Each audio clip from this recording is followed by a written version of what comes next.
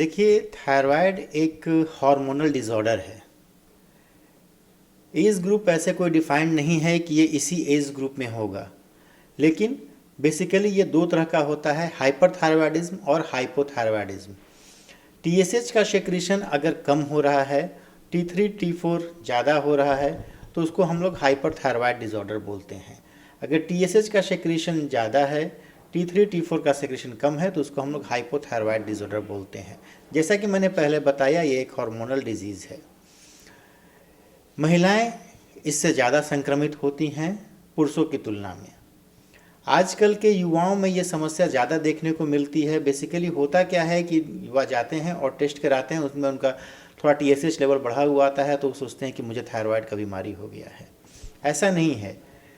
हम लोग उसके आगे कुछ टेस्ट करते हैं और उसके बाद से इस नतीजे पहुंचते हैं कि इस बंदा या बंदी को थायराइड है या नहीं है और इन्हें दवा की ज़रूरत है या नहीं है। बहुत से केसेस में ऐसा होता है कि टीएसएच बढ़ा हुआ आता है, लेकिन जब हम आगे जांच करते हैं तो हमें ये महसूस होता है कि इन्हें अभी दवा की ज़रूरत नहीं होती है और हम उन्हें बिना दवा के ही छोड़ देते हैं। लेकिन हर एक 3 महीने पे हम उनका टेस्ट कराते हैं और ये देखते हैं कि हाँ, टीएसएच का लेवल बढ़ रहा है या नहीं बढ़ रहा है। अगर टीएसएच का लेवल बढ़ रहा है तो हम उन्हें दवा देते हैं और साथ साथ उनको लाइफ स्टाइल मॉडिफिकेशन की भी सलाह देते हैं।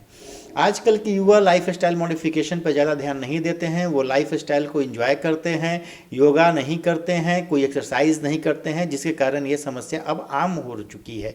मेरा युवाओं से यही आग्रह है कि आप योगा करें, एक्सरसाइज करें और अपने खान पान पर नियमित रूप से ध्यान दें। आजकल के युवा साग सब्जियां, हरी साग सब्जियां एकदम नहीं खाना चाहते हैं। वो जंक फूड का सेवन ज़्यादा करते हैं, जिसके कारण ये समस्या बढ़ रही है। जी डॉक्टर साहब, अभी आपने कहा कि युवा आजकल लाइफस्टाइल मॉडिफिकेशन भी नहीं कर रहे हैं, तो ये बहाना अक्सर दिया जाता है कि जिम जाने का टाइम नहीं है, इसीलिए बिल्कुल भी वर्कआउट नहीं कर पा रहे। तो क्या ये जिम जाकर वो प्रॉपर इक्विपमेंट्स वाला वर्कआउट ज़रूरी है, या फिर लाइट कार्डियो, ये सारी चीज़ें जो घर पर हो सकती है उससे भी थायराइड को कंट्रोल में रख सकते हैं? जिम जाने की कोई आवश्यकता नहीं है थायराइड के मरीजों को। घर पे ही योगा करें, एक्सरसाइज करें, नियमित रूप से खान पान का ध्यान रखें, तो वो इस समस्या से निजात पा सकते हैं। जी।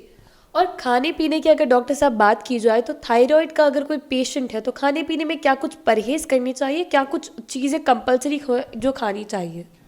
थायराइड के मरीजों को ऐसे खाने पीने में कोई परहेज करने की आवश्यकता नहीं होती है।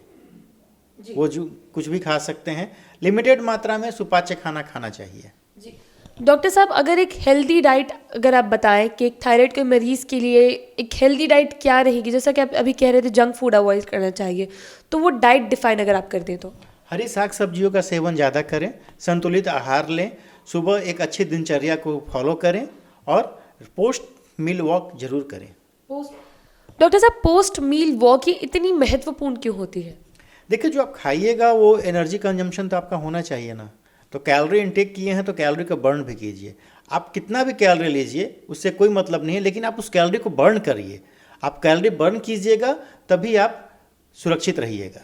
जी डॉक्टर साहब, थायराइड में देखा जाता है कि शरीर बहुत ज़्यादा फूलने लगता है, तो अगर किसी मरीज़ में मेडिसिन चल रही है उसके बावजूद ही शरीर फूलने की समस्या कम नहीं हो रही है, तो फिर उसके पीछे क्या रीज़न हो सकता है? देखिए, जैसा कि मैंने आपको बताया कि थायराइड 2 तरह के होते हैं, हाइपरथायरॉयडिज्म और हाइपोथायरॉयडिज्म। हाइपोथायरॉयडिज्म, जिसको आम बोलचाल के भाषा में लोग बोलता है कि फूलने वाला थायराइड हो गया है। अगर आप दवा खा रहे हैं और फिर भी आपको फ़ायदा नहीं हो रहा है, तो आप दवा का डोज बढ़ाइए, सर्टेन कुछ जांच कराइए, उसके बाद से आगे फिर देखिए कि हमें क्या कहीं गड़बड़ी तो नहीं हो रही है, या सही समुचित इलाज तो नहीं हमारा हो रहा है, अथवा आप कोई योगासन या कोई एक्सरसाइज तो नहीं छोड़ रहे हैं, जिसके कारण आपको ऐसी समस्या हो सकती है।